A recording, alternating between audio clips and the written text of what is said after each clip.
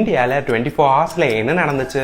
இந்தியாலே first டைமா Panchavati express ட்ரெயின்ல ATM மிஷினை இன்ஸ்டால் பண்ணி டெஸ்ட் பண்ணிருக்காங்க. யூபிஐல 2000 ரூபீஸ் மேல சென்ட் பண்ணா 18% ஜிஎஸ்டி அடிஷனலா கலெக்ட் பண்ற நியூ ரூலை கவர்மெண்ட் ப்ரொபோஸ் பண்ணிருக்காங்க. ஏஐ அண்ட் யூஎஸ் டாரிஃப்னால கார்ப்பரேட் கம்பெனிஸ்ல மாஸ் லே ஆஃப் பண்றதுக்காக ரெடி ஆயிட்டு இருக்காங்க. இதுல மோஸ்ட்லி 40 இயர்ஸ் ஓல்டு மேல இருக்க எம்ப்ளாயிஸ் தான் லே ஆஃப் பண்ண போறாங்கன்னு பாம்பே ஷேவிங் கம்பெனி சிஇஓ சொல்லியிருக்காரு. மைனர் சில்ட்ரன் டிரைவ் பண்ணி ஆக்சிடென்ட் நடந்தா அவங்க பேரண்ட்ஸ்க்கு 3 இயர்ஸ் வரைக்கும் ஜெயில் தண்டனை கிடைக்கும்னு போலீஸ் அனௌன்ஸ் பண்ணிருக்காங்க.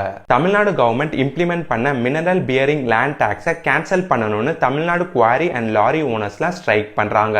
நொய்டால 700+ பன்னீர் சாம்பிளை டெஸ்ட் பண்ணதுல 83% ஆஃப் பன்னீர்ல கெமிக்கல் அண்ட் நிறைய கலப்படம் பண்ணிருக்காங்கன்னு ஃபுட் சேஃப்டி ஏஜென்சி அனௌன்ஸ் பண்ணிருக்காங்க.